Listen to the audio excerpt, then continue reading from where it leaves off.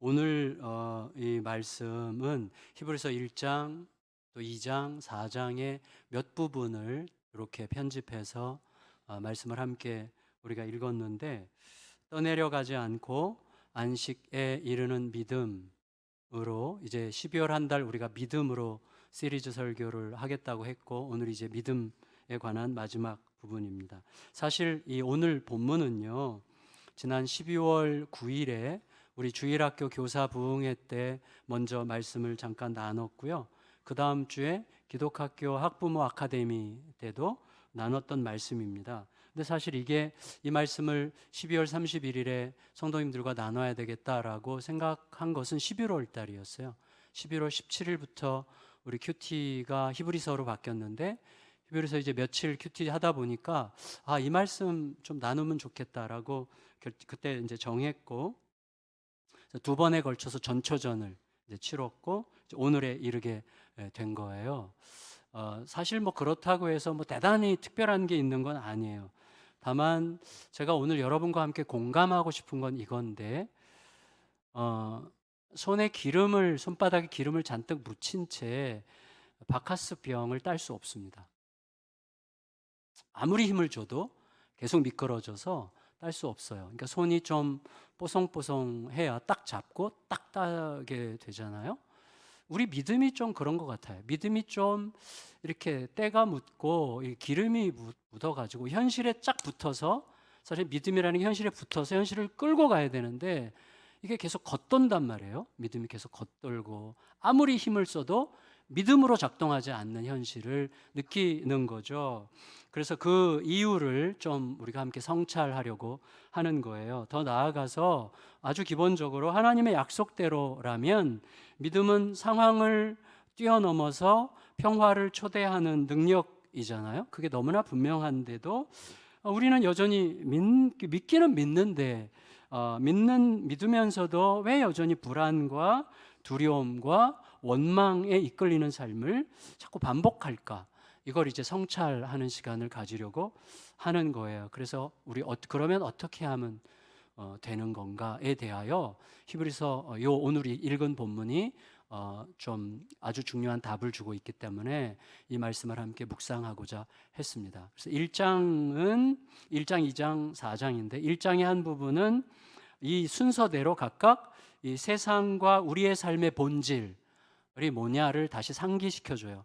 내 인생의, 내 삶의 본질, 또 세상이 움직이는 본질이 뭐냐를 이야기해주고, 두 번째로는 이 본질에서 벗어난 우리들의 안타까운 현실을 이제 알려주고, 세 번째로는 그 현실에 대한 주님의 대답을 우리에게 소개합니다. 주님은 뭐라 대답하시는가? 그리고 마지막 네 번째로는 그러면 우리는 어떻게 살 것인가? 이 순서대로 이제 말씀을 함께 나누려고 합니다. 첫 번째, 세상과 우리들의 삶의 본질이 뭐냐? 히브리서 1장 3절, 우리가 아까 읽었지만 다시 읽어보겠습니다. 1장 3절 시작. 이는 하나님의 영광의 광채시요 그 본체 형상이시라. 그 능력의 말씀으로 만물을 붙드시며 죄를 정결하게 하는 일을 하시고 높은 곳에 계신 지극히 크신 이의 우편에 앉으셨느니라. 예수님 얘기하고 있는데, 예수님이 결국은 하나님의 보좌 우편으로 가셨는데 가시기 전에 두 가지를 하셨어요. 하나는 능력의 말씀으로 만물을 붙드시고, 그 다음에 만물을 붙드신다는 말은 뭐죠? 만물이 우리의 삶, 우리의 오늘, 우리의 내일, 우리 이 땅에서 우리가 나와 너 사이에 관계 맺어서 돌아가는 모든 삶의 여정들, 이 땅이 돌아가는 모든 삶의 질서들, 이 만물인데 이 만물이 말씀에 의해서 돌아가게 하셨다는 거예요. 그래서 만물을 붙드신다는 것은 끌어와서 다스린다는 뜻이거든요. 그래서 말씀으로 이게 작동하게 하셨고, 이게 제대로 작동되게 하기 위하여 죄를 멸하시려고 하셨다는 거예요. 이 두 가지를 좀 핵심적으로 이야기하는 건데, 여러분, 우리가 알아야 되는 것, 또 알고 있지만 또다시 알아야 되는 것, 알고 있다고 생각하지만 사실은 늘 의식하지 못하는 것은 뭐냐면 만물이 주님의 말씀에 붙들려 있다는 것입니다. 말씀이 만물을 거기에 있게 하여 움직이게 하는 근본이라는 거예요. 우리 세상을 움직이는 것은 돈이나 힘이나 권력으로 보이잖아요. 근데 사실은 아니라고 말씀하시는 거예요. 세계의 역사는 결국 말씀의 역사예요. 소위 말씀이라고 하면 모두가 따라야 되는 그 말씀, 로고스, 텍스트죠. 모두가 따라야 되는 텍스트를 이야기합니다. 그래서 이 사람이 크리스찬은 아닌데 일본에서 오래전에 제가 한번 말씀드렸는데 일본에서 가장 각광받는 젊은 철학자 중에 사사키 아타루라고 하는 철학자가 있는데 이분이 쓴 책을 제가 수년 전에 한번 읽었어요. 근데 그 책에서 잘나라 기도하는 그 손을이라는 책인데 그 책에서 이분이 얘기하는 거예요. 세계를 텍스트의 역사적 전개라고 파악해요. 세계는 텍스트의 역사적 전개다. 그래서 예를 들어서 서민들을 위해서 루터가 성경을 번역하여 모든 사람들이 자기 말씀을, 텍스트를 가지게 된 것을 통해서 유럽의 역사가 재편되기 시작했다는 유럽의 역사의 여정을 이제 분석하는 책이었어요. 좀 더 신앙적으로는, 신앙적인 관점에서는 로렌 커닝햄이라는 분이 사실은 평생 성령의 역사, 하나님의 음성 듣기 쪽으로 몰두하다가 몇 년 전에 이분이 다시 신앙적 회심을 했어요. 내가 놓치고 있었던 것은 하나님의 말씀이다. 우리 예수 전도단이 말씀을 놓쳤다. 그래서 말씀으로 돌아가야 된다. 이렇게 이분이 신앙적 회심을 하셨는데 이분이 열방을 변화시키는 책이라는 저서를 통해서 노르웨이를 비롯해서 아프리카, 아시아의 굉장히 많은 나라들에서 하나님의 말씀이 들어갔을 때 어떻게 각자와 세상이, 사회 구조와 질서가 어떤 식으로 변화되는지를 자세하게 기록을 했습니다. 여러분, 아주 간단하게 우리들이 지금 여기에 있는 이유는 2009년도 8월 초에 예수향남교회가 향남에 개척됐기 때문입니다. 근데 2009년도 8월 2일 날 예수향남교회가 향남에 개척된 이유는 2009년 4월 1일에 하나님께서 교회를 개척하라고 말씀하셨기 때문이에요. 이게 무척 중요한 것이죠. 결국은 말씀이 하는 거예요. 더 나아가서 이 교회가 지극히 연약하지만 연약한 중에도 가능한 한 에베소서 1장 23절 말씀을 중심으로 교회가 되고자 작은 몸부림을 하는 차에 그것이 하나님의 말씀을 따라 살고자 몸부림하는 여러분 한 사람 한 사람을 일로 끌어들인 거죠. 그래서 만나게 하신 거죠. 그러니까 결국 지금 우리가 함께 여기에 앉아 있는 것은 말씀의 작용이에요. 말씀이 움직여서 우리의 삶을 끌고 가고 있는 거예요. 그거는 뭐 그냥 그럴듯하게 말하는 게 아니라 그게 진짜예요. 모든 것 뒤에는 말씀이 있어요. 돈과 권력과 힘도 사실은 그 뒤에 있는 어떤 로고스가, 어떤 텍스트가, 어떤 말씀이 그것들을 움직이고 있는 거거든요. 그걸 어떻게 움직이느냐에 따라서 그것들의 위치가, 그것들의 어떤 기능이 결정이 되는 거거든요. 말씀의 역사라는 것을 우리가 절대로 잊지 말아야 하는 것이죠. 그런데 여러분, 말하는 자가 진실하다면 그가 하는 모든 말에는 그의 인격과 그의 속성이 고스란히 담기게 되겠죠. 주님은 진리이십니다. 그러니까 진리이신 주님께서 말씀으로 세상을 지으셨다면 온 세상 만물 안에 그분의 속성과 인격이 고스란히 담긴다는 뜻이에요. 그러면 여러분, 그분의 인격과 속성의 정점에 뭐가 있어요? 사랑이 있죠. 사랑. 그래서 여러분, 세상은 사랑을 정점으로 하는 주님의 말씀에 붙들려 있어야만 제 길을 걷는 거예요.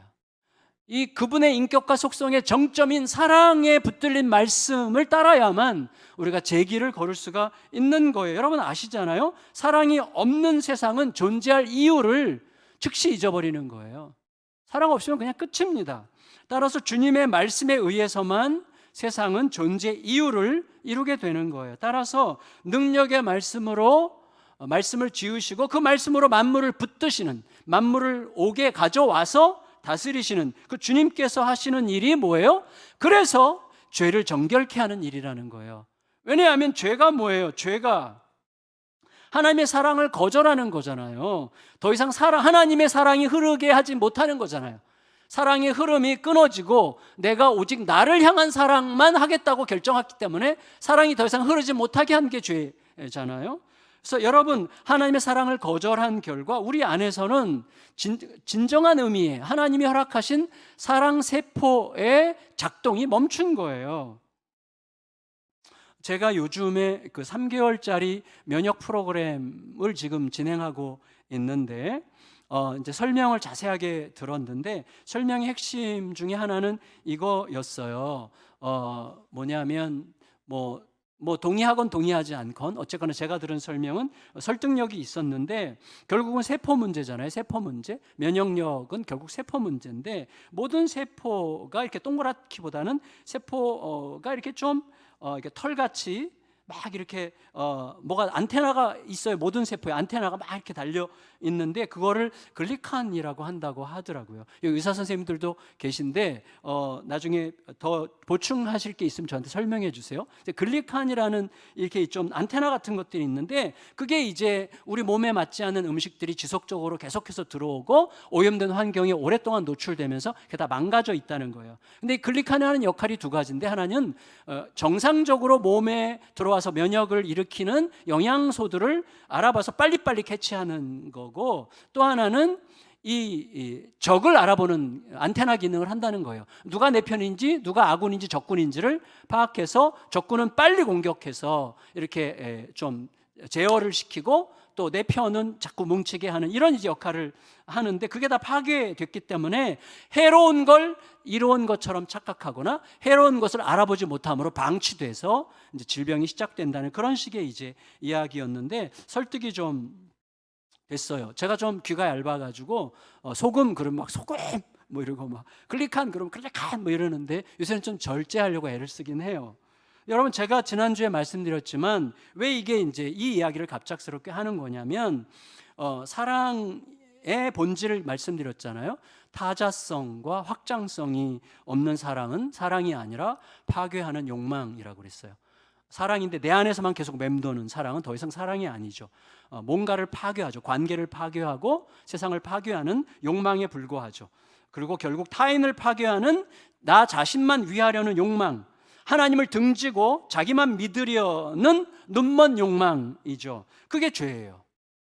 그렇죠. 그러니까 그 죄가 극복되지 않으면 세상에는 희망이 없는 거예요. 그러니까 주님께서는 그것을 소멸시켜서 우리들 안에 영적인 어떤 그 세포들을 정상적으로 회복시켜서 사랑의 세포를 정상적으로 작동하게 만들어서 우리들을 본래의 자리, 곧 하나님의 사랑의 자리로 인도하기 위해서 오셨다는 거죠. 그리고 그 길을 계속해서 걸을 수 있도록 그 정점에 사랑이 있는 그의 말씀을 우리에게 주시고 그 말씀을 따라서 매일 살게 하신 거예요.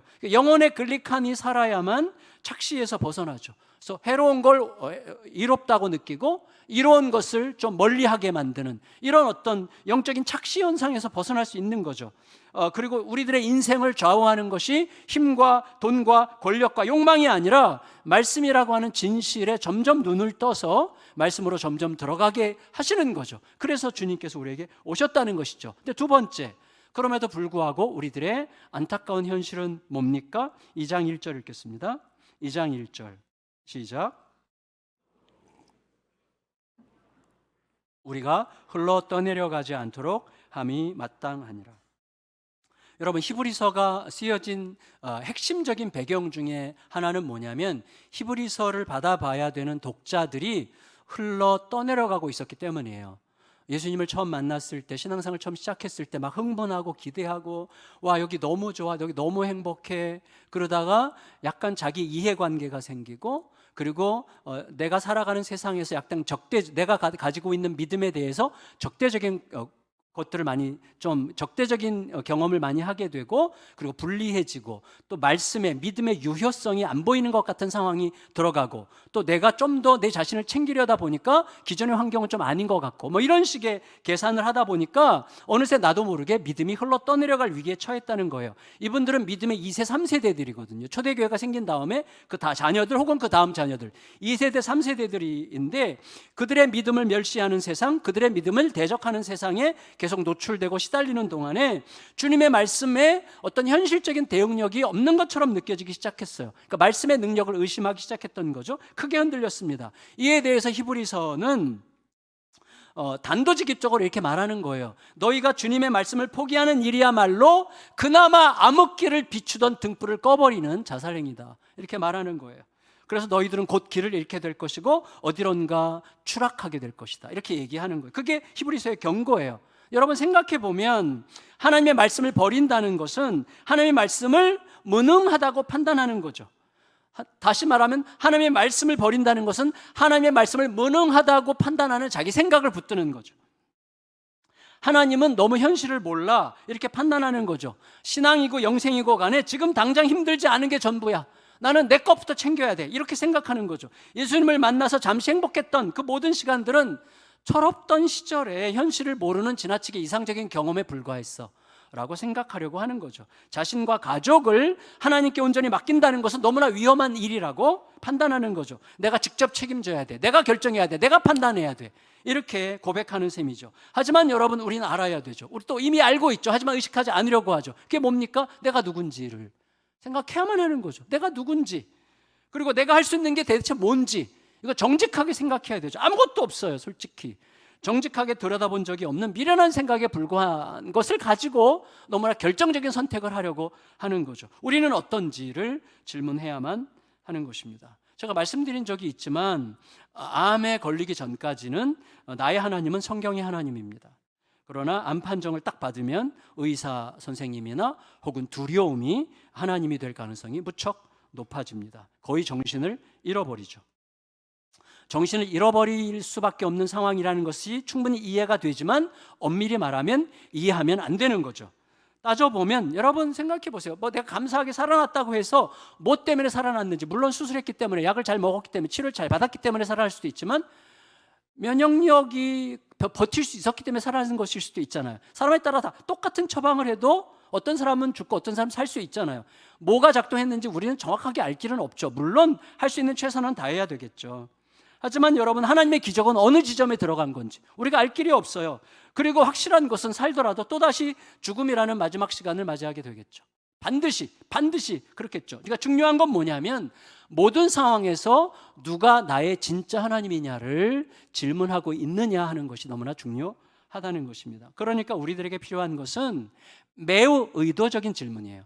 매우 의도적인 질문이 필요합니다. 지금 내 감정, 지금 내 마음을 사로잡고 지배하고 있는 게 뭔지, 뭐가 나를 의미 있게 하고 있다고 생각하는지, 나는 아무것도 안 하거나 아무것도 이루지 못해도 될 만큼 예수님으로 충분한지, 나는 심지어 거절당하더라도 다시 너끈히 일어날 만큼 예수님을 내 존재의 터전으로 모시고 있는 건지를 의도적으로 질문해야만 하는 거예요. 여러분, 말씀 사경회 때, 예배 때, 찬양 부를 때 보면 나의 하나님은 성경의 하나님이 분명히 맞습니다. 하지만 직장으로 돌아가고 가정의 일상으로 돌아가면 즉시 불안과 원망과 욕망과 자존심과 현실에 대한 두려움과 안전 욕구가 신속하게 하나님의 자리를 차지하죠. 순식간에 흘러 떠내려 가는 것입니다. 그러면 이런 우리들의 현실에 대한 주님의 대답은 뭔가요? 히브리서 2장 14절 15절 읽겠습니다. 2장 14절 15절 시작. 자녀들은 혈과 육에 속하였음에 그도 또한 같은 모양으로 혈과 육을 함께 지니심은 죽음을 통하여 죽음의 세력을 잡은 자 곧 마귀를 멸하시며 또 죽기를 무서워함으로 한평생 매여 종노릇하는 모든 자들을 놓아주려 하심이니. 여러분, 우리가 그토록 쫓기듯이 조급하게 살아가는 이유는 망하고 싶지 않아서입니다. 망할까 봐 두려워서 그런 겁니다. 하지만 예수님이 오신 목적은 뭐냐면 망해도 괜찮아 라는 말씀을 해주시기 위해서 오셨습니다. 죽어도 괜찮아. 망해도 괜찮아. 넌 죽어도 살아. 너는 이미 죽어도 살게끔 내가 널 위해 다 했어. 이 말씀을 해주시기 위해서 오신 거죠. 좀 유치한 예지만 이렇게 한번 생각해 보면 우리 집 아이가 초딩 한 5학년짜리 아이가 뭐 장사를 해보고 싶어가지고 열심히 돈을 모아가지고 무려 50만 원을 모았어요. 그래가지고 이제 장사하려고 이제 하는데 너무 초조해. 실패할까봐 너무 두려워. 이 전 재산을 날릴까봐 막 너무 초조하고 두려워해요. 근데 이제 용기를 내서 장사를 했는데 망했어. 세상을 다 잃은 듯 죽고 싶어 합니다. 하지만 그 아이를 목숨처럼 사랑하는 아버지는 500조 부자입니다. 너무 유치하죠? 설정이. 그런데 이 설정이죠. 우리가 살아가는 이 설정이 우리의 현실인 것을 알고 살아가려고 우리가 여기 있는 거죠. 그러니까 아들이 하는 일은 딱 하나밖에 없어요. 아들이 할 수 있는 일은 하나밖에 없어요. 아버지의 목소리를 들어야 되죠. 아버지의 목소리를 들어야 됩니다. 아이야, 너 기억해라. 실패해도 된단다. 망해도 된단다. 실패했다고 너가 아무것도 아닌 존재가 되는 건 아니야. 너는 언제든지 얼마든지 다시 시작할 수 있단다. 사람들이 너를 어떻게 보든 아무 상관없어. 내가 너를 알고 있고 너의 일을 다 알고 있고 너를 목숨 걸고 사랑하는 아버지라는 사실을 잊지 않기만 하면 돼. 괜찮아. 너 최선을 다했어. 넌 잘한 거야. 실패 아무것도 아니야. 그걸로 너가 어떻게 되는 게 아니야. 넌 지금까지 최선을 다했고 정말 노력했고 넌 진짜 멋져. 잘했어. 예수님 그 말씀 우리에게 해주고 싶어 하신다고 저는 믿습니다. 여러분, 제가 엊그제 우리 행정실 직원 여러분들이랑 같이 점심 먹는 시간에 이제 한 분씩 2023년도 어땠는지 2023년도를 회상하며 한마디씩 좀 합시다 이렇게 해서 쭉 얘기를 하는데 우리 사무장님이 갑자기 좀 묵직해지셨어요. 좀 마음이 좀 이렇게 좀 숙연해지셨어요.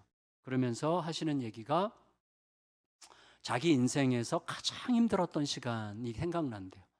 정말 너무너무 그때 진짜 너무 힘들고 죽고 싶을 만큼 힘들었던 시간이 생각나는데 그때 이제 우리 사무장님은 저랑 안산동산교회에서 같은 예배를 섬기다가 이제 개척에 참여하신 건데 그때 이제 김인중 목사님을 찾아가셨대요. 김인중 목사님이 이렇게 얘기했대요. 임집사가 그동안 어떻게 살아왔는지 내가 다 아는데 아무 걱정하지 마. 내가 다 알아. 아무 걱정하지 마.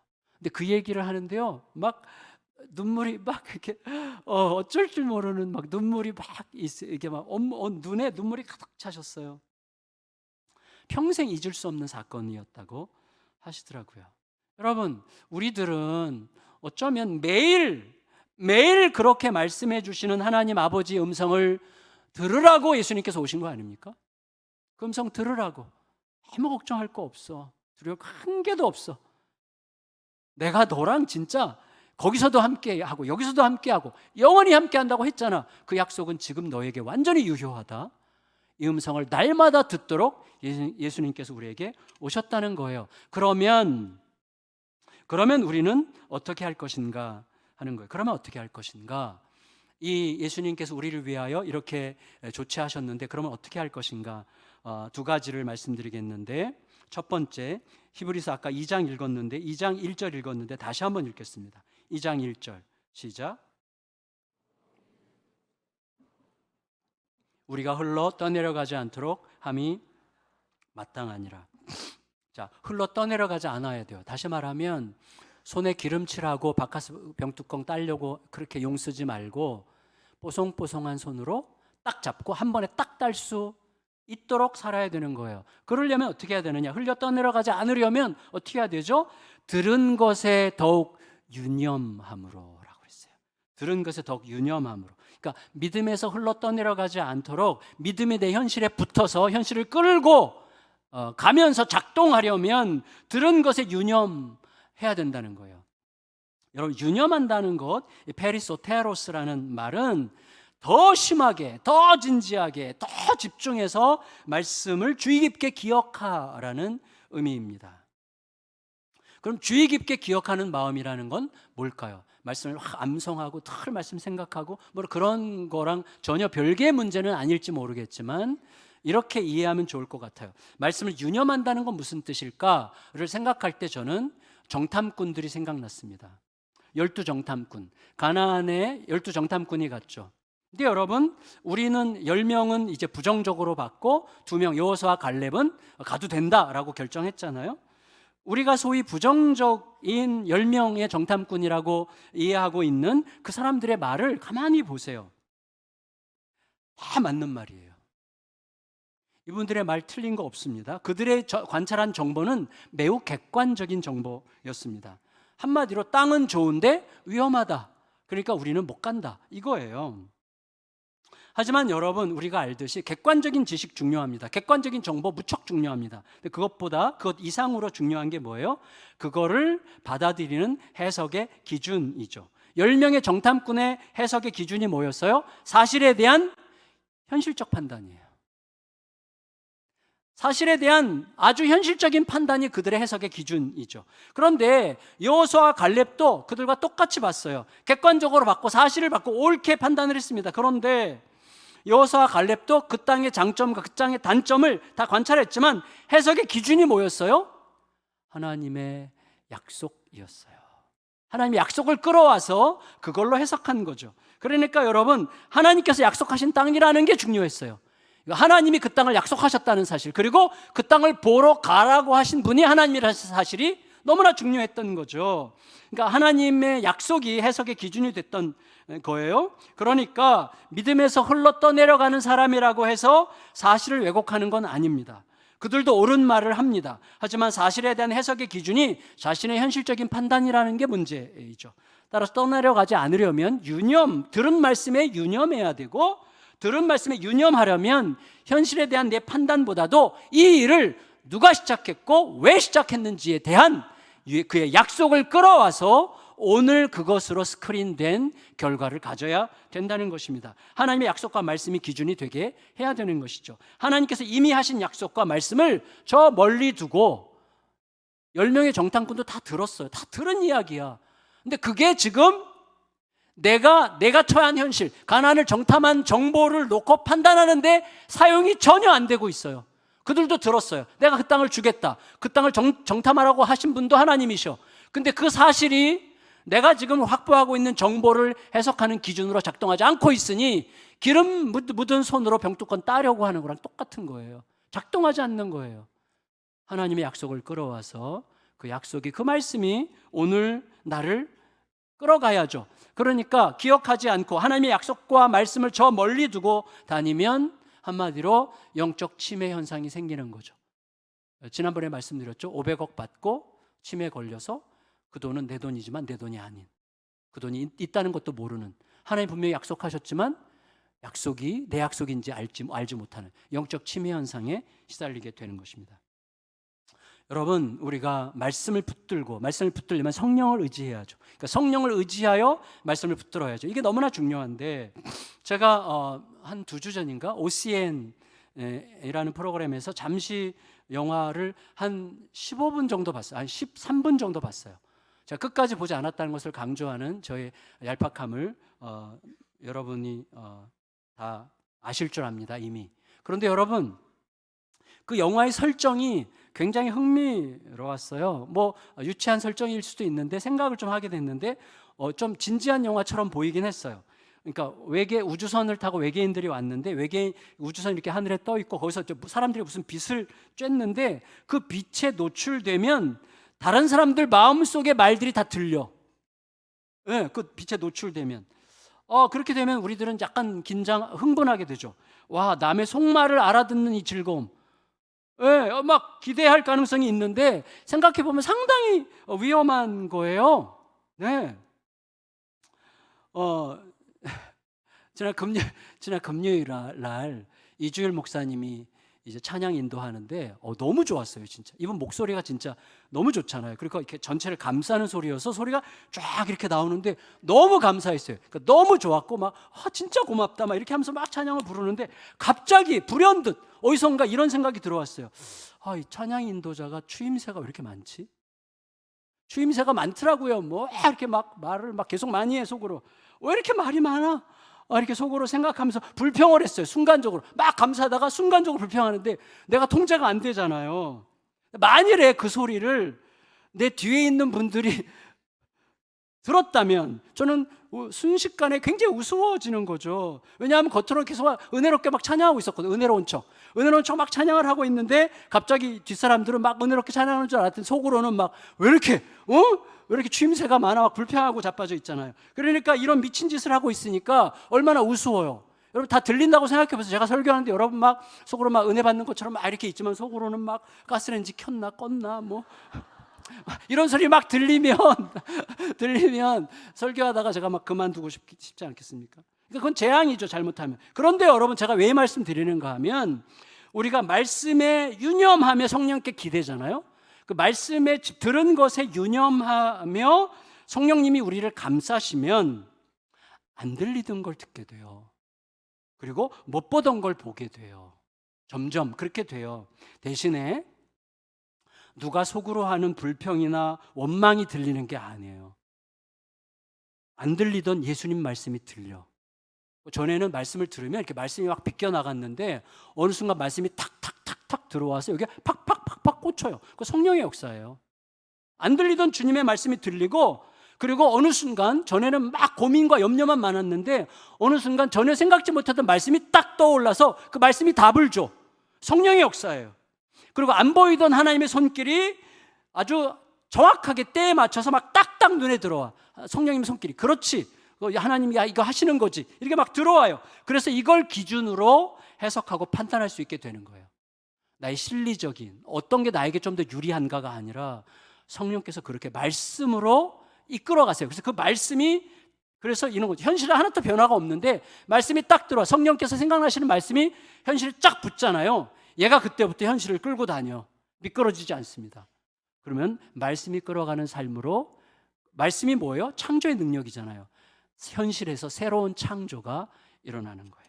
두 번째, 그러면 우리가 어떻게 할 건가? 첫 번째는 들은 말씀에 유념해야 되고, 두 번째는 들은 말씀을 믿음과 결합시켜야 되는 거라고 이야기합니다. 히브리서 4장 1절 2절 읽겠습니다. 4장 1절 2절 시작. 그러므로 우리는 두려워할지니 혹 이르지 못할 자가 있을까 함이라. 그들과 같이 우리도 복음 전함을 받은 자이나 들은 바 그 말씀이 그들에게 유익하지 못한 것은 들은 자가 믿음과 결부시키지 아니함이라. 여러분, 들은 말씀을 우리 다 믿어요. 근데 믿음과 이렇게 결합이 안 돼요. 그냥 믿어. 근데 결국은 가만히 보면 나를 믿어. 자기 자신을 믿는 거예요. 그래서 이 들은 말씀이 믿음과 결합되어 얘가 우리의 현실을 끌고 가야 되는데 그게 뭘까를 고민해 보니까 저의 경우에는 이거였어요. 매우 의지적으로, 매우 의도적으로 기억하고 그 기억에 반복적으로 나를 던지는 거예요. 나에게 임했던 주님의 약속을 매우 의도적으로 반복적으로 기억해내면서 그 기억에 나를 싣는 거예요. 그 기억에 나를 던지는 거죠. 그게 저는 들은 말씀을 믿음과 결부시킨다는 의미라고 생각합니다. 저에게는요, 개인적으로 어떤 영적 변화의 기회의 순간들, 막 넘어지려고 할 때, 실족하려고 할 때, 어두움에 근심과 불안과 두려움에 잠기려고 할 때마다 반드시 이렇게 일어나게 됩니다. 거의 이렇게 일어나는데 저에게는 주로 기회의 시간들이 주로 12월 새벽이었어요. 여러분 이미 아세요. 2000년 12월 새벽에 1982년 지금부터 41년 전 12월 새벽에 제가 들었던 내가 너를 알고 있고 너와 함께 할 거야. 그거를 잊지 않으려고 해요. 2000년 12월 새벽에 들었던 정갑신 너 오늘부터 돈 걱정하지 않고 살 거야. 이 두 가지가 저에게는 굉장히 중요한 축이에요. 20년마다 들리는 것 같아요. 그래서 올해 내년쯤 듣지 않을까 싶은데, 근데 여러분 이 약속이 이게 사실이니까 이 약속이 여전히 지금 내 현실에서도 유효하다는 사실을 의도적으로 기억하다 보면 이 약속이 다 하나님의 말씀에 있는 거라는 걸 알게 돼요. 예수님께서 말씀하셨어요. 내가 너희와 영원히 함께하리라. 다 우리에게 하신 말씀이에요. 예, 너 아무것도 걱정하지 않아도 돼. 사도 바울이 내가 모든 환난과 어려움과 부함과 가난함에도 다 내가 처할 줄 아는 진짜 부자가 되는 비결을 배웠다고 했잖아요. 전부 그러니까 다 이게 특별한 말씀이 아니라 전부 다 하나님의 말씀에 있는 것들이 나에게 개인적으로 그런 방식으로 감동이 온 것뿐이에요. 그러니까 여러분 이거를 의도적으로 계속 상기하면서 그게 오늘 내 현실에서도 실제가 되도록 계속해서 나에게 선포하고 설명하고 나에게 계속 말해주는 거예요. 그 과정이 계속 어떤 때는 5분, 10분, 15분, 30분 계속 생각하고 거기에 몰두하고 의도적으로 계속 집중하다 보면 어느 순간 제 안에서 갑작스럽게 혹은 서서히 심리적인 화학적 변화가 일어나요. 마음이 확 달라져. 어느 순간. 이게 화학적 변화죠. 실제로 변화가 돼. 그래서 갑자기 다르게 보이는 거예요. 모든 게. 여기서 뭔가 심리적으로 화학적 변화가 일어나면서 갑자기 편안해지는 거죠. 갑자기 자유로워지는 거죠. 갑자기 안 들리던 게 들리는 것 같고 안 보이던 게 보이는 것 같죠. 그래서 길이 보여. 괜찮아. 여전히 꽉 막혀 있어도 상관없어. 이걸 넘어갈 수 있을 것 같은 확신이 확 물려드는 것이죠. 그렇게 되면 지금 내가 처한 현실을 그 변화된 마음 위에서, 이게 이제 내 안에서 심리적으로 화학적 변화를 일으킨 그 마음 위에서 다시 생각하고 해석하고 판단하기 시작하는 것이죠. 그때 일어나는 현상이 뭐예요? 그게 안식이에요. 안식. 여러분, 안식이 뭐예요? 모든 게 제자리로 돌아가는 샬롬의 시간이죠. 내 갈망과 내 욕심이 내려놓아지고, 갈망과 욕심은 두려움과 의심을 끌어와서 엄청 복잡하게 만들지만 망해도 괜찮아. 망하면 어때? 하나님이 다 아시는데. 그래서 이 내 갈망과 욕심이 이렇게 내려놔지면서 하나님의 뜻이면 충분하다는 확신이 들어와. 그러면 모든 게 제자리를 이렇게 찾아 들어가는 거예요. 숨이 쉬어져. 그리고 이제 됐다 싶어집니다. 이제 됐다. 괜찮아. 이런 마음이 들죠. 그러면 모든 게 새롭게 시작이 되는 거예요. 말씀을 마칠게요. 2024년을 앞두고 또 조금 있으면 다 지나가고 나면 그림자처럼 지나가 버렸다고 느낄 게 너무나 분명한 우리들의 남은 삶을 앞에 두고, 또 결국은 가장 본질적인 기준 위에서 판단받게 될 우리들의 모든 인생을 앞에 두고, 현실의 논리보다 하나님의 진실 위에서 다시 시작할 수 있기를 기대합니다. 하나님의 진실 위에서. 무엇보다도 세상을 붙들고 움직이는 게 거듭 말씀드리지만 돈과 권력과 힘이 아니라 궁극적으로 뿐만 아니라 실제적으로도 하나님의 말씀이라는 사실을 다시 명백하게 상기합시다. 아까 말씀드렸죠. 돈과 권력과 힘도 그 뒤에 있는 어떤 말씀의 작용에 따라서 얼마든지 그 처신과 위치가 달라지게 되어 있습니다. 동시에 우리들의 문제는 항상 하나님의 약속의 말씀을 너무나 쉽게 잊어버리고 죽음의 두려움에 매여서 의심으로 움츠러든 채 살아가고 있다는 거라는 사실을 기억해야 되겠습니다. 따라서 이제 우리들은 들은 말씀에 더욱 유념하고 함께 하시는 성령의 이끄심에 힘입어서 의도적으로, 의식적으로, 반복적으로 하나님의 말씀과 약속을 기억하고 성찰하는 과정을 통해서 들은 말씀이 우리의 믿음과 결합하여 좀 내 내면의 화학적인 어떤 변화를 일으켜서 거기서 분출하는 힘과 용기로 다시 담대하게 헤쳐나가면서 2024년도 그 말씀이 펼치시는 새로운 장을 매일매일 새롭게 일하시고 함께 하시는 주님의 그 얼굴을 더 생생하게 경험하며 밝게 명랑하게 또 사람들을 살리며 살아가게 되는 한 해를 시작하고 또 마무리 또 내년 이맘때 하실 수 있기를 예수님의 이름으로 축복합니다. 우리 같이